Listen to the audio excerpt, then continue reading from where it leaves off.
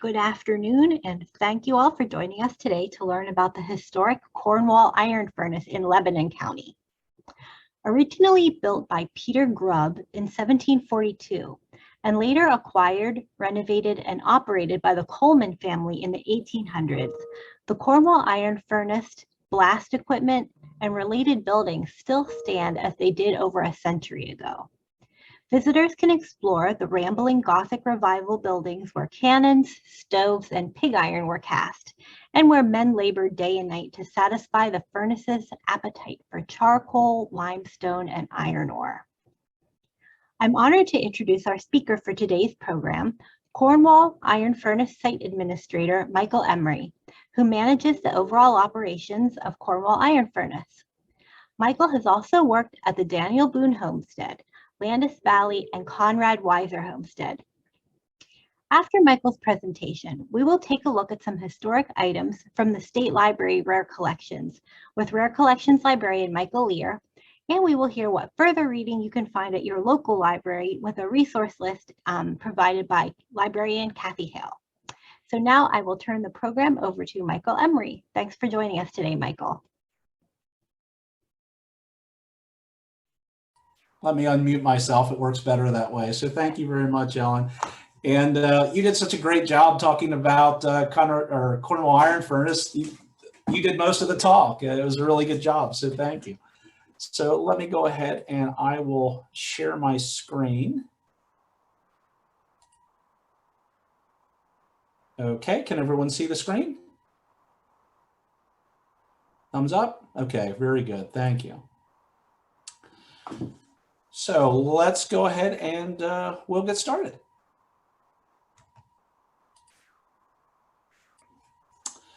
So the mission of the Cornwall Iron Furnace is to preserve, collect, and interpret the history of the sole surviving charcoal-fueled iron furnace in North America for the diverse people of the Commonwealth, Pennsylvania, and the visiting public.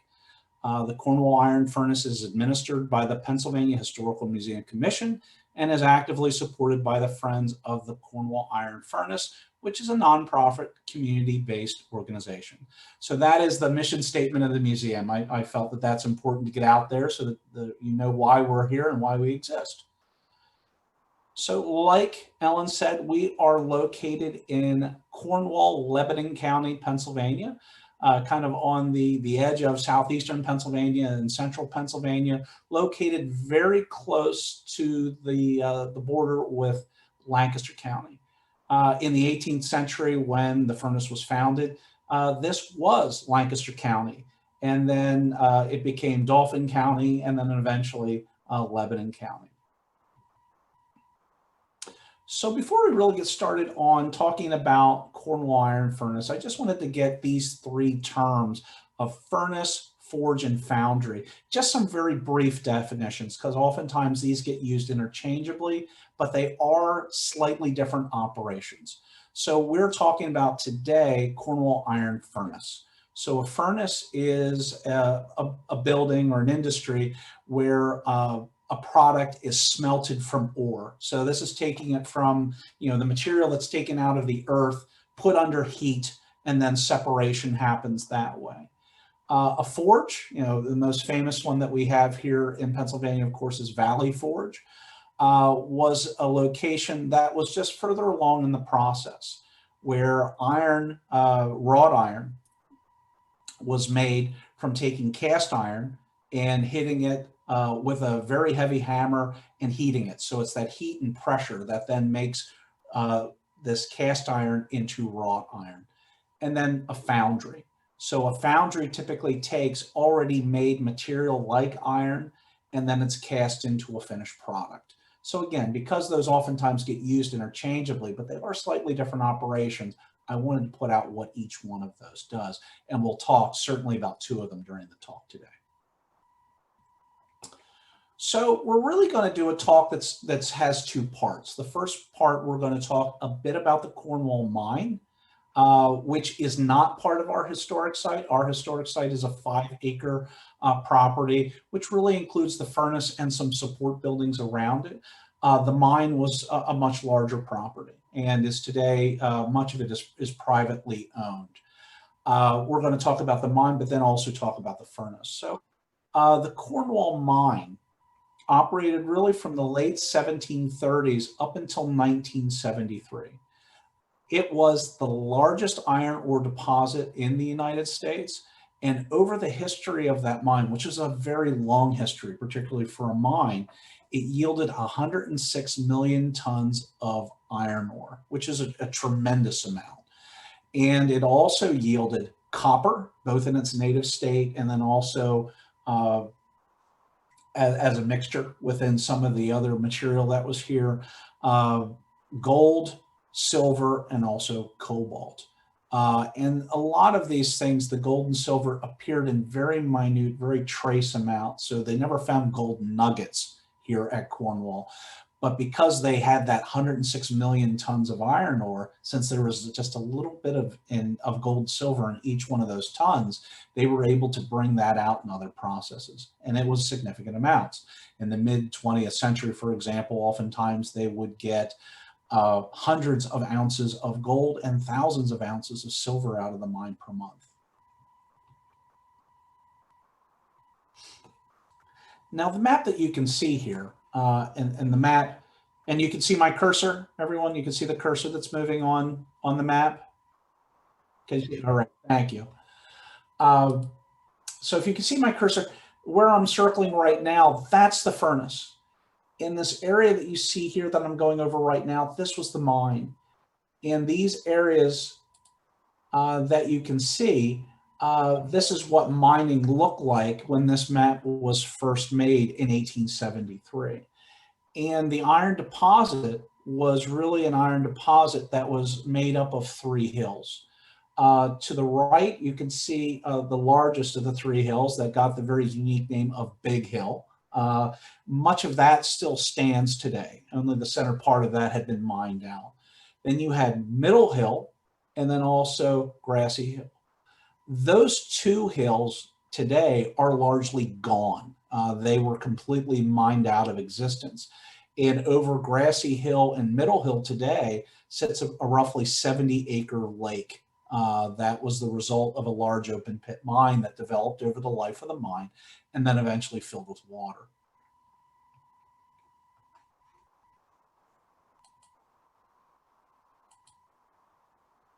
Here we go.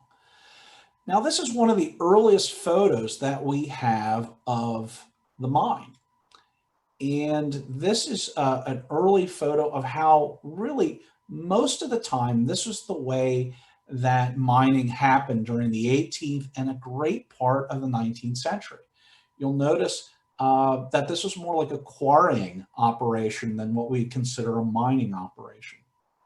And the men you can see are using picks and shovels, and that's how they're freeing the ore. They're really just going into the hillside, freeing the ore out, and then using these horses and mules that are attached to dump carts where the ore is being placed inside of those with shovels and probably by hand. And then that's being taken to either Cornwall Furnace, but also over the life of the mine, this fed dozens of furnaces, some of which were owned by the Grubb family that began the furnace, the Coleman family, which then purchased the furnace latter part of the 18th century, and then different family members, and even there was a mining company when all of their interests came together in the 1860s, and then they were selling ore to other just furnaces in the region as well. So this is another really fairly early part of the operation. You'll notice that the men on the left-hand side that are working are still using pry bars and shovels and pickaxes. But one of the things that you will notice is the railroad tracks. And these are really temporary railroad tracks. And these are actually in the bottom of the mine. And what's happening by this time is that steam power has been introduced into the mining operation, and they start to use locomotives and ore cars to then take that iron ore out of the open pit. Eventually, casting aside some of that more hand power, they use compressed air, and that using this drill that you can see here in the, that's how they started really doing much of the mining. So the men in the foreground are using what they called a two-man drill. So there would be a two-man team that would use this. And you can see the men in the background. So over here to the left, they have wheelbarrows, and they're putting iron ore in those wheelbarrows, and then they would put a plank actually into an ore car and then dump that directly in. So, you know, over time, you know, technology changed the way they mined. Now, this is another very early image that we have of the mine, and this is looking somewhat northward towards Lebanon, and this is an early view of Big Hill. That 1873 map that I showed you actually showed a spiral railroad which went around Big Hill. You can see some of the terraces that are left over from that operation of that spiral railroad. And you can notice right here in the center, these little specks, those are actually miners that are working. They're working into a terrace, taking off some of the iron ore. So you'll notice though all the different rail lines that are going back and forth across these photos, some of which used directly in the mining process, others are really just taking iron ore out of the mine. One thing I do also want you to note is this building over here to the right. At the time that this is taken from inside what was the mine, that building and the person that was taking the photo were roughly at the same elevation. But look how that changes as we go through this talk. So in the foreground here is one of the steam shovels that was used for loading ore into cars. And of course, this steam shovel did the work of many men. In the background here, you can actually see these are large steam-powered drills. And those were used to drill into the ore to prep it for explosives. So by this time, you know, they've really used a lot more technology to go ahead and get out greater production out of the mine. So remember that building that I asked you to go ahead and keep in mind that was roughly about on grade? That's this building right here. And by the time that this photo was done, you could see in 1944, this is now the depth of the mine.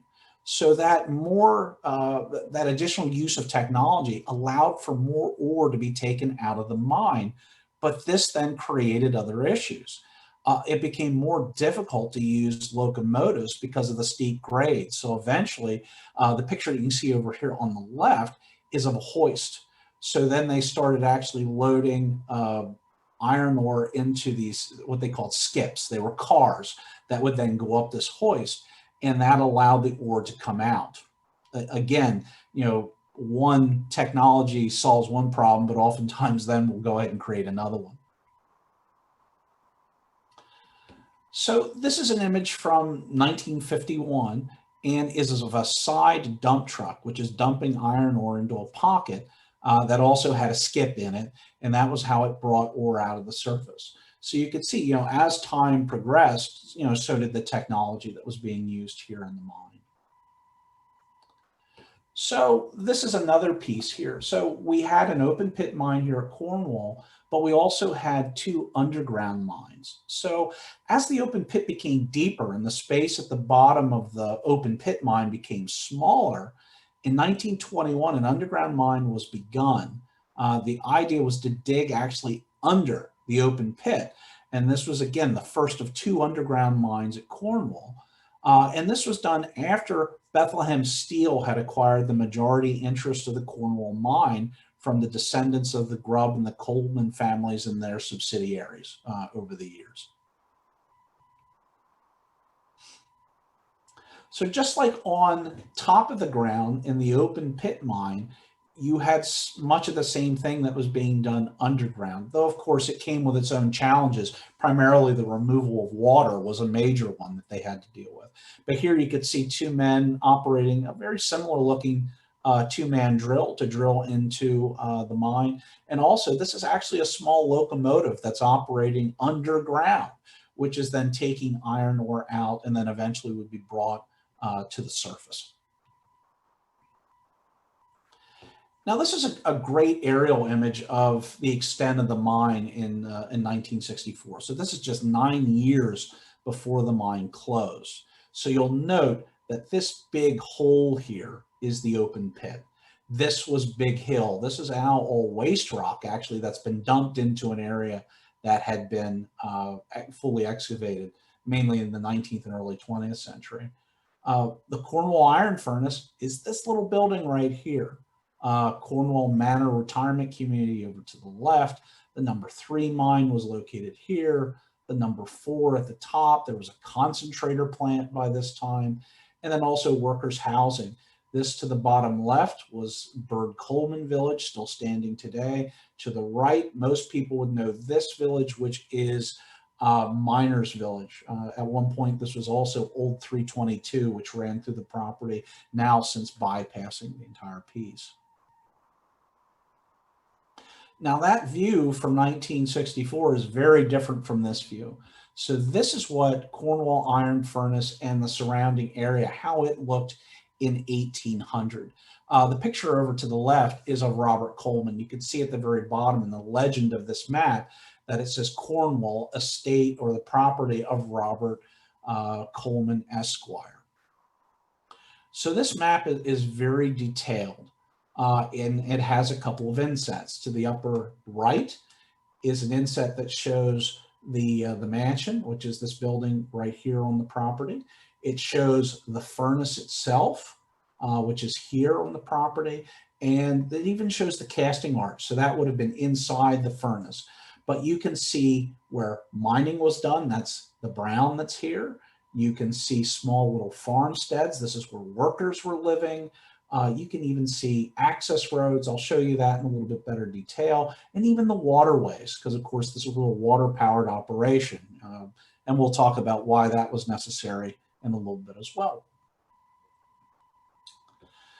So this is a close-up of this. And notice that this area here on Big Hill, all of these roads, these are access points to go ahead and do the mining.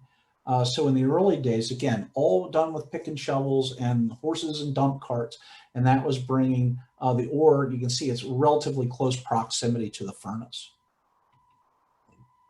And speaking of the furnace, we're very lucky that circa 1800, we have 2 depictions of the furnace itself. You can see, I'll point this out, this is the charcoal house, the connecting shed. The charging house is this kind of brown roof that you see here. The furnace stack, which is the stepped area, very similar to what Hopewell stack looked like today. The casting house, which is this the largest roofed area here. And even this roofed area here that's over the water wheel. And then this, you can see, is a wooden sluiceway that would have brought water to the wheel. You can even see in this, which I find really great, these are piles of slag. So this is the waste product that's coming out of the furnace. And that's this big gray area that you see in the inset in the upper left. I also love in this one, you actually have the furnace in blast where you have, the smoke and the fire coming out of the furnace itself. So this is what really a water-powered furnace would look like. This is actually a drawing that was done for a site known as Saugus, which is up in Massachusetts. And this shows that the charcoal, the iron ore, the limestone are fed into the top of the furnace stack. The water wheel here to the right, that provides power to run the large bellows that you see here more in the center. And that provides the blast of air. Both slag, you can see here the slag and the molten iron were tapped from the furnace every 12 hours in the casting room. Cornwall produced about 3 tons of iron a day, and the operation, like all other furnaces, was 24 hours a day and 7 days a week.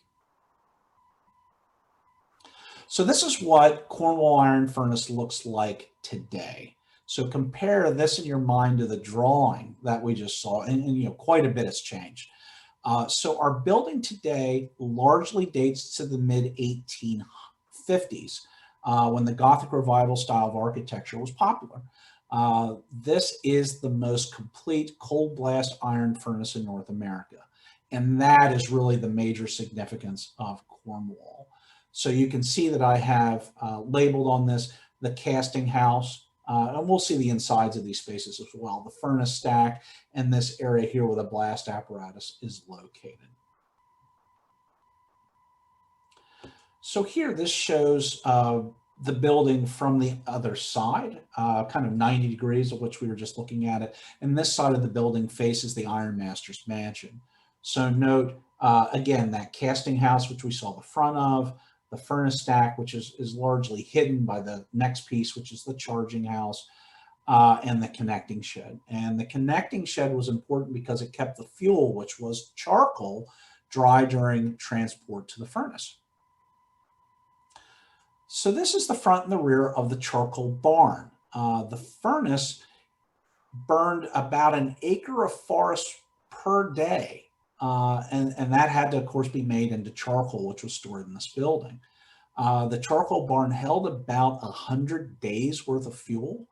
And this building was built into a bank, so the charcoal could be loaded into the building at 2 levels. You can see here through the front, through these arched openings, through the back, through these more square openings, but it could even be dumped through the roof. You can see the ladders on the roof lead up to these copper covered covers that would lift off, and then charcoal would be dumped down to really fill out the volume of the building. So this is the inside of one of those spaces. So this is the charging room. It acted as a bridge between the natural bank and the top of the 32-foot high furnace stack. And this kept charcoal, iron ore, and limestone dry, in the process, but it also kept water out of the stack, which was very important as well.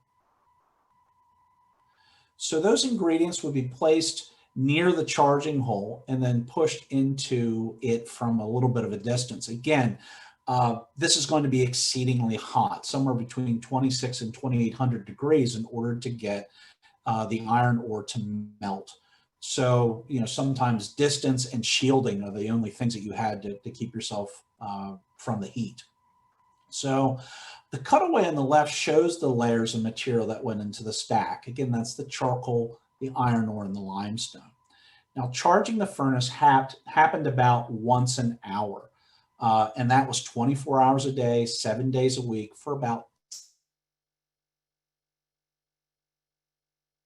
10 months out of the year, everywhere for maintenance, like relining the stack.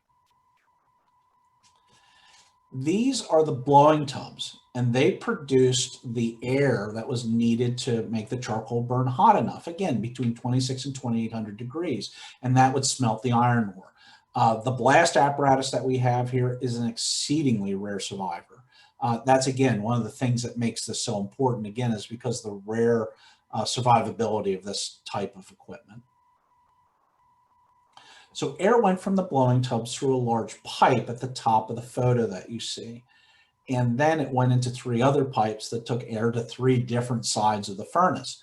The box to the right allowed for the diversion of air during the casting. So the grate wheel that you see here actually sits below the blowing tubs, and it is 4 tons in weight, is 24 feet across, and really acted as a flywheel. So as that axle would turn, it's connected to rods that would go up and down, and that would create motion inside the blowing tubs that would move or create the air for the blast, very much like a modern bicycle pump would, but just on a much grander scale. So originally Cornwall used water power to power the blast. By the 1840s, steam power was used to augment the water power. And by the mid-1850s, the power came entirely from steam. And in 1859, the present 20 horsepower engine was installed. The boilers for the engine are on top of the stack and utilize the waste heat from the furnace. Steam is then transferred to the engine and then does the work. The ends of those boilers that you see are these round pieces here, and of course, bottom right is where the steam engine is located. And that's been in place since installed in the late 1850s. So this is actually the furnace stack as viewed from inside the casting room. So here, this is the place where the slag was drawn from the furnace, and also this is where the cast iron items were made. The furnace typically was tapped twice a day, and that resulted in about 3,000 pounds of cast iron per pour. So getting about 6,000 pounds a day. The room has a sand floor for casting and a very high ceiling to direct as much heat upward and out of the building as possible.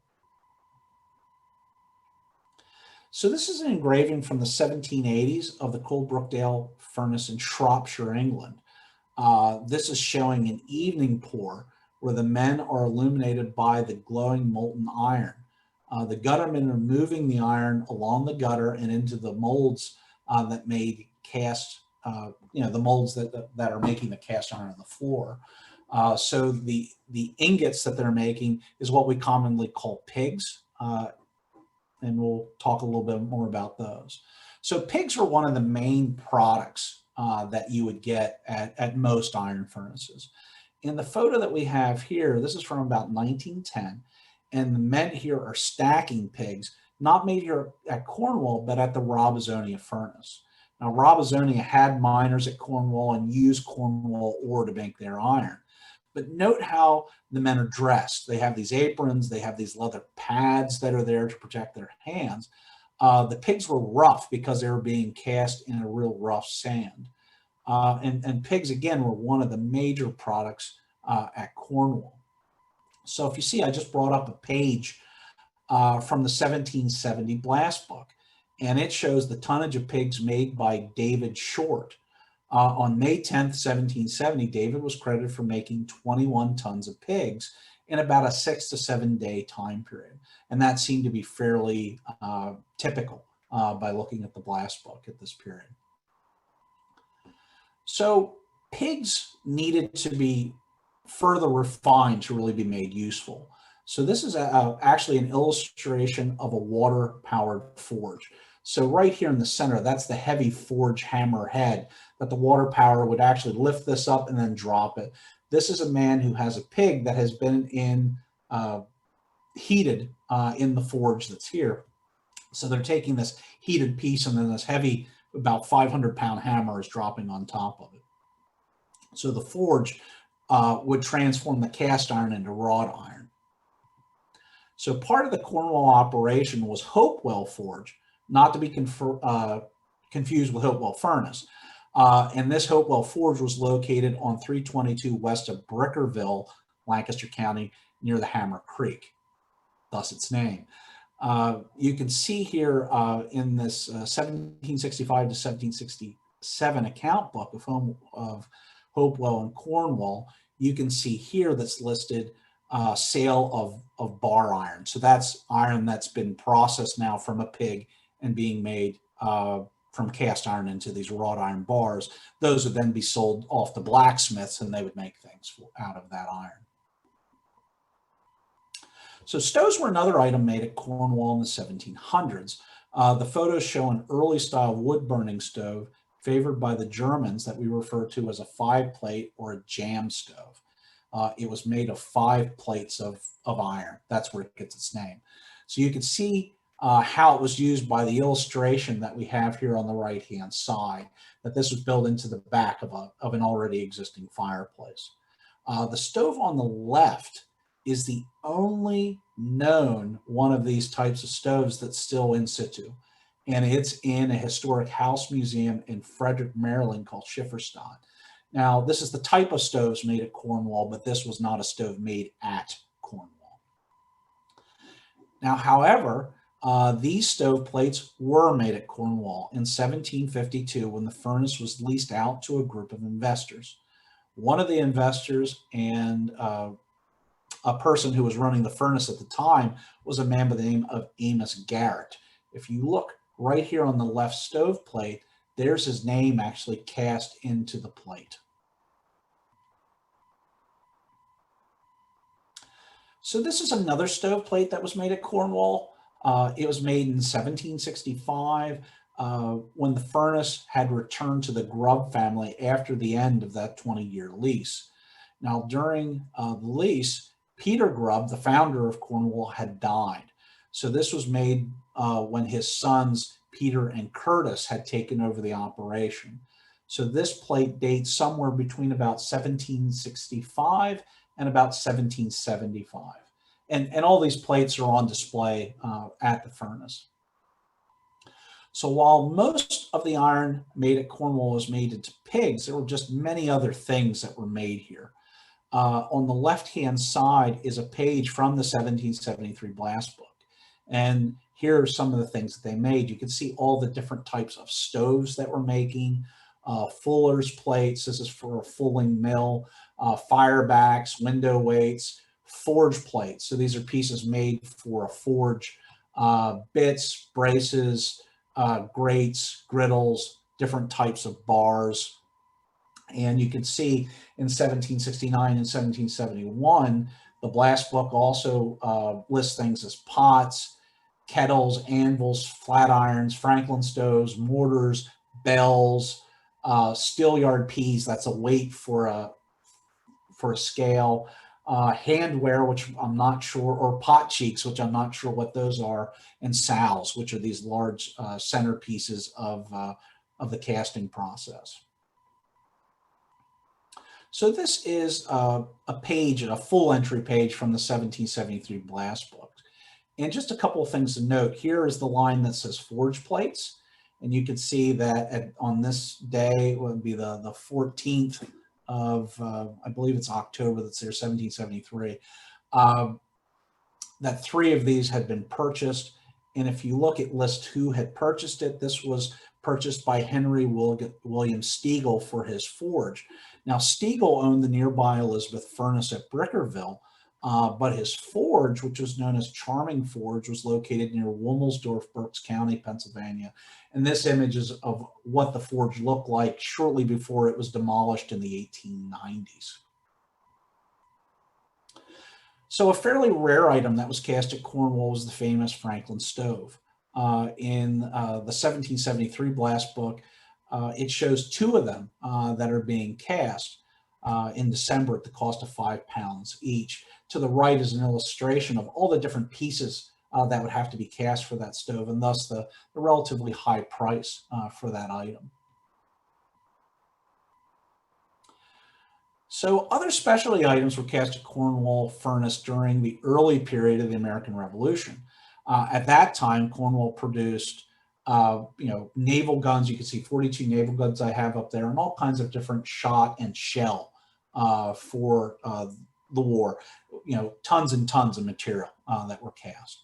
But this was not part of the skill set of the local molders. So an expert was actually brought in to direct the process, and cannon molds were brought up to the furnace from Philadelphia. They also had to install boring equipment to help true each one of the barrels of the guns. And then each one of the cannon had to be test fired twice in order to pass inspection. So it's from these tests that the cannonballs that we have on site were later recovered by antiquarians, and those are the ones we now have on display in the museum, which is kind of a neat story as well. So I want to talk a little bit about some of the people that worked here at Cornwall. So in the 1700s, you can see I have listed out, these were largely people of English, Irish, and German extraction. But we also had a fair number of enslaved Africans that worked here at the furnace, as well as indentured servants and prisoners of war during the American Revolution. So these are the so-called Hessians, although they came from many different principalities in Germany that were auxiliary forces to the British Army. So in the 1800s, we had a lot of the same workers as above, except for the indentured servants and, of course, the prisoners of war. And it became a lot more also of the local population and a lot more of the descendants of those early workers. But by the late 1800s and early 1900s, the worker population again changed. So, not only did you have, the local people that had been here working in the mine forever, but we added to that Southern and Eastern Europeans, many of which these were folks that were actively recruited from those areas to work here in the mine, and also the other furnaces that were here, because our furnace stopped operation in 1883. But at that time, there were 3 other furnaces just here on the grounds of Cornwall, yet alone the other furnaces that the Grubb and Coleman families had interest in the area. But also you had African Americans that come from the South. By the 1930s, you have Spanish-speaking Mexicans that show up in the census records. But also as they went and started doing deep mining, underground mining, miners from other areas came in, because that was a very different skill set. So to talk a little bit about some of the early workers, here is information from the Cordwood book, which dates from 1768, 1769. And this page shows wood that was cut from March to October 1769 at Happis Swamp. So this was off of our property, but most likely nearby. And that's why they've kept this book, because they're accounting for this landowner, how much wood was being cut off of the property. So all of this wood was being coaled, so made into charcoal, by a man by the name of John Green. You can also see on this here, we have a man by the name of William Johnson, who's listed as a servant. He's an indentured servant. So notice there's nothing behind his name crediting how much wood that he gets. It credits 52 cords because we had to account for it because of the property owner, but it wasn't entered in behind his name to credit him for payment because he's an indentured servant. You'll also notice here in September 9th, there's 81 cords that's cut by Negroes. On October 2nd, 120 additional cords. So, in all, 201 cords of wood, of which they're accounted for the amount of wood that's being cut, but it's not entered in behind their name. And that's part of the enslaved Africans that were working here. But there's another rather interesting entry here as well. If we look right here, there's one on September 9th for Negro Scipio, and he's cut 2 cords of wood, and then it's entered in behind his name. Probably since it's a very small amount, most likely this is an enslaved man who's being allowed to do work in order to earn cash. And we know from other books that the enslaved population were buying things from the company store, so they were getting cash somehow, and that's most likely what's going on in this process. Though it could mean he could be free, but most likely this is an enslaved man as well. So when Curtis Grubb died in 1789, his estate inventory, which we're looking at a copy of, included 21 enslaved laborers, 16 of which were at Cornwall. And the listing gives the name, age, and cash value for each man, woman, and child, the youngest of whom was 4 months old. A familiar name on this list is a man by the name of Governor Dick. There's a park and a hill near Mount Gretna, Lebanon County, that bears his name. So Governor Dick was 58 years old in 1789. So he's born around 1730, 1731, and was valued at 30 pounds. Most of the factual information about Governor Dick comes from a 1796 newspaper ad that we have. And the reason why that ad was run is that in 1796, Dick tried to free himself and was apparently successful, as really no other record exists of him after this ad. So enslaved laborers at times constituted as much as a third of the furnace labor force and continued being used on the Cornwall estate as late as 1830. And that's even though there was a gradual Slavery Abolition Act that was done in 1780. There were still enslaved people here 50 years after that act had passed here in Pennsylvania. So in 1830, the census then records Thomas Coleman, who's a descendant of one of the owners, Robert Coleman, and is listed as having one male aged 55 to 100, and 2 females between 10 and 24 enslaved in the household. And these are different documents showing even late 18th, early 19th century, the amount of slaves that were at Cornwall Iron Furnace. So labor was always an issue at many of the early furnaces, and Cornwall, in order to meet its need, turned to indentured labor mainly English and Irish. But they must have had a lot of problems keeping these people, because if you look at these ads between 1761 and 1785, these are all for English and Irish indentured servants that ran away. Uh, so lots of them used here, but lots of them also absconded as well. So while in the 1700s, much of the labor was foreign-born, enslaved or indentured, by 1850, few of those things were true about the labor force. Notice that in the where born column in the 1850 census, most state that they were born in Pennsylvania. Some were born in Maryland, some in New Jersey, and just a few were born in Ireland and England. But the overwhelming majority of workers are white, with the exception of the Mellon family. You can see their listing right here, all the B standing for black. They're African American. On the pages are the furnace owner, laborers, teamsters, a hostler, colliers, and a master miner. And that was a man by the name of Thomas Shea, who was 69 years old and a veteran of the War of 1812, still listed as working. He and his large extended Irish family worked at Cornwall for several generations, and his brother John Shea was a founder, which was a very important job at the furnace at Cornwall. John's son also was a founder after his father. So by 1900, the labor force changed again. As production of the mine increased and furnaces became larger, more productive, the demand of labor just required them to look for other places to get people. So this is a page from the 1900 census, and this shows two separate households by the last name of Davies that are African American and from Virginia. The Hiram Davies family came to Pennsylvania before 1881, as witnessed by the birth of his daughter Bessie. As Hiram was born in 1856 in Virginia, he was most likely born into slavery, as was his wife Eliza, who was born in 1859.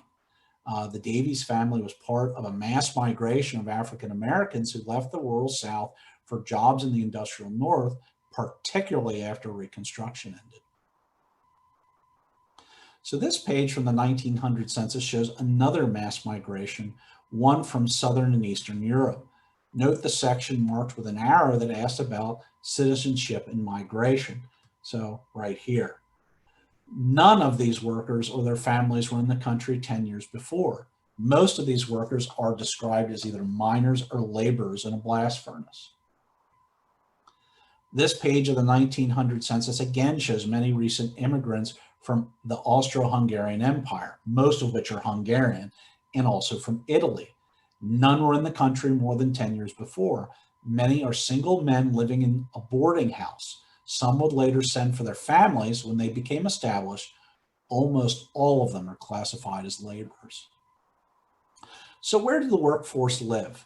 These are some of the miners' houses in Miners Village. Miners and their families would live in these duplexes that consisted of an attic, a basement, 2 rooms on the first floor, 2 rooms on the second floor, backyards, had gardens and chicken houses and rooms for small animals. And these were built to attract a better class of worker that had a family. And the earliest of these homes were built in the 1860s. Earlier homes look like these. The one in the upper right was built of logs, probably dates to the late 18th century. The one to the left from the 1850s, and also was a stone duplex. Now, working houses, though, also were stratified by class. This was the manager's house, built probably in the 1830s. It's just off of our property. And later on, this would be the office for Bethlehem Steel. This was the home of the mine superintendent, a man by the name of J. Taylor Boyd. You really don't have to wonder about what his status was in the community. This was just for him and his family. This house was built in 1884 and was demolished in 1964 to make way for an expansion of the mine. So in conclusion, why was Cornwall and the Pennsylvania iron industry important? This is a graphic from a Reading, Pennsylvania $10 bill, and I think this really gives us a hint. Iron helped to revolutionize the way that we live and helped to build and connect the nation. An agricultural nation became an industrial nation. Without iron, it's hard to imagine the locomotive. And without the locomotive, it's hard to imagine the convenient shipping of other Pennsylvania staples like coal or oil or timber and even agricultural products. So iron really did change the way in which we developed and also really changed the way in which we live. So thank you very much. Thank you so much, Michael. I love that image on the bill that you just showed there. That's so cool. Okay, so Michael Lear, who is our rare collections librarian, will now have a little slideshow of images of rare books that we have at the state library that's related to the Cornwall Furnace.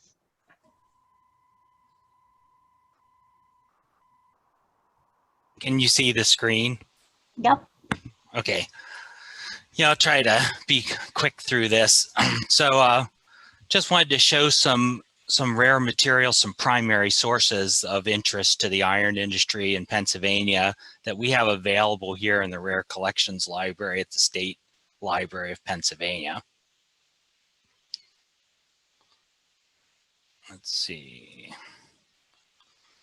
So this illustration, one of the seminal works for the iron industry is De Re Metallica by a man named George Bauer, also known as Agricola, and that was published in Basel, Switzerland in 1556. So that's a book on mining, refining, smelting, and metallurgy. So that really informed what was going on in the 18th century Pennsylvania.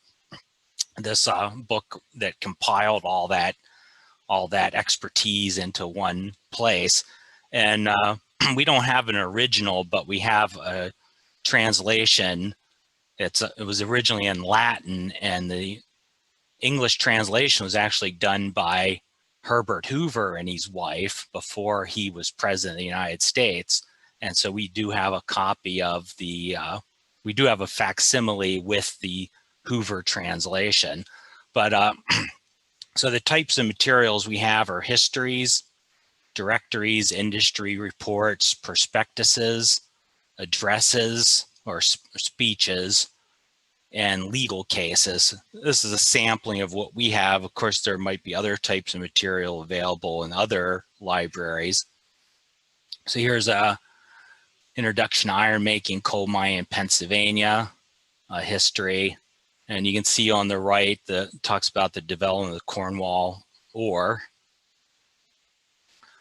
Here's an early history of, and I tried to stay away from bringing in a lot of steel, since that's a steel's, of course, a distinctly different material than iron.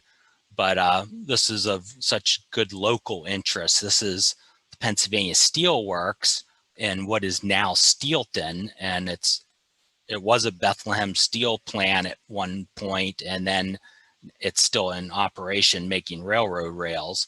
So this is an interesting item. And then, of course, later in the steel industry, the history of the steel industry in Pennsylvania, one of the major events in Pennsylvania history was the Homestead Mill steel strike in the Pittsburgh area in 1892, where Pinkerton detectives came in to put the strike down. This is a children's book written by the WPA, and so this gives a more simple, basic history of the process of making iron and steel, and has these nice illustrations in the book. So this is kind of a nice, cute little item. Directories. Here's a Harrisburg Trade and Commerce, and they talk about different furnaces in the Harrisburg area, the history of those and the output. There's a picture of this Wister's furnace in the Harrisburg area. That's the write-ups there in that paragraph.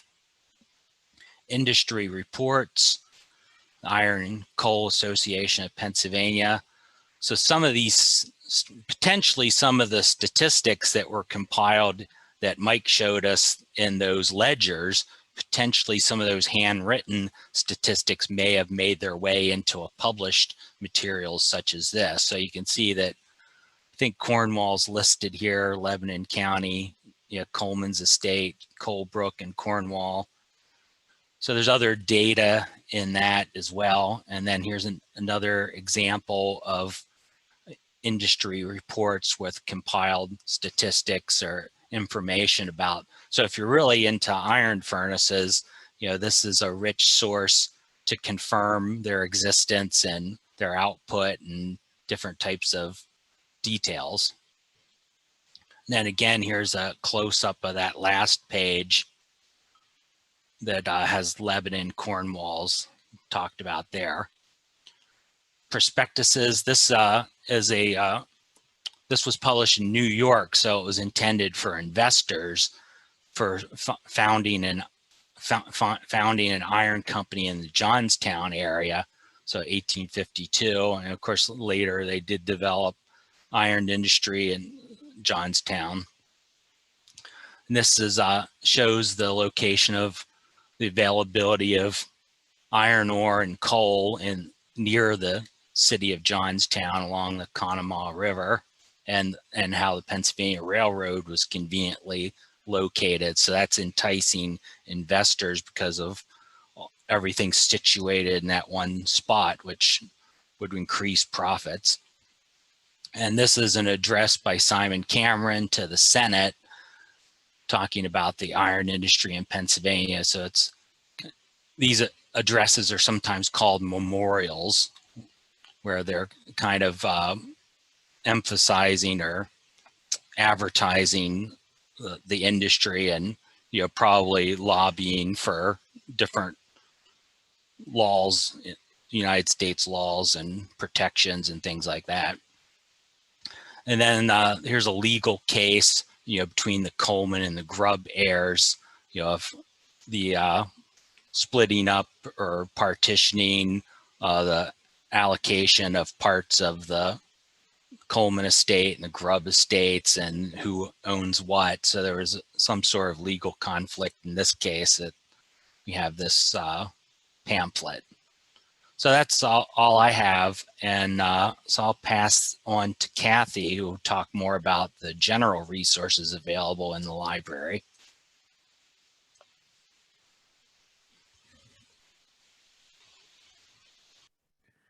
Okay. Ellen put into the chat the LibGuide for the Cornwall Furnace. It's part of a whole series of pieces that we are doing with the Historic and Museum Commission. Nicole, if you could let me share my screen for a minute, I can show them the guide.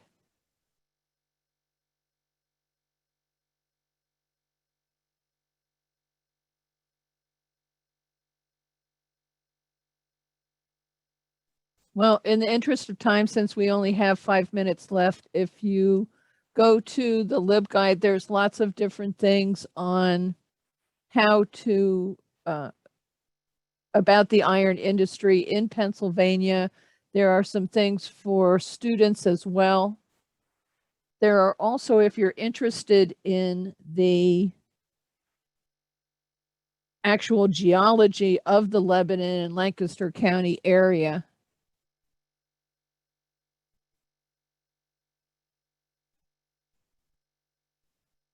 you can go to those as well. Those are part of a collection from the Department of Conservation and Natural Resources Library that is over in Middletown, Pennsylvania, so that you can see some of the materials that what makes up why there was iron there to begin with.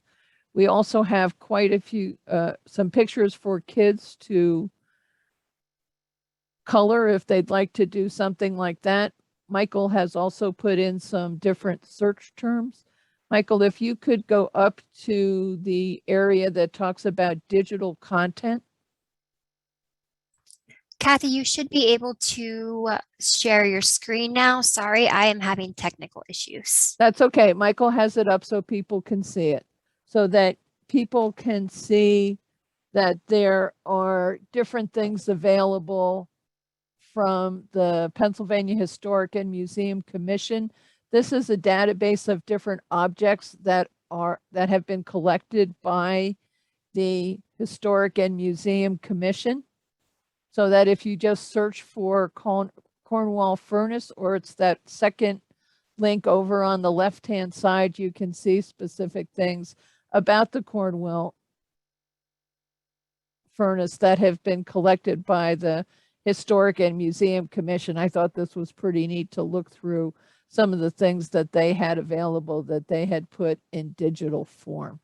So there's lots of information out there. There's lots of books, not only from the state library, but from libraries throughout the area that you can go to your local library and ask for, or if they don't have it, you can do what is called an interlibrary loan. That means that libraries share the books between the libraries, that you could borrow from the state library and have it delivered right to your local library. So again, lots of things for you to look through, and I'm going to let people do that on their own, because there is a link out to the state library's catalog for each of the items, or to the Power Library, that will allow people to see what libraries have the information that they are interested in. If they have any questions, they can email the state library, and those contact emails are on our webpage. So thanks very much, everybody. Thank you, Kathy, Michael, and also Mr. Michael Emery for joining us today and giving us that really interesting presentation about the iron furnace. It's just so neat to see like what different industries were the big industries of that time period. So thank you everyone else for joining us today. It's about 1 o'clock. So we did record this session, and it will be available up on our the State Library's website in about a week. So please check back and share that with people if you thought this was interesting. Thank you. Have a great day.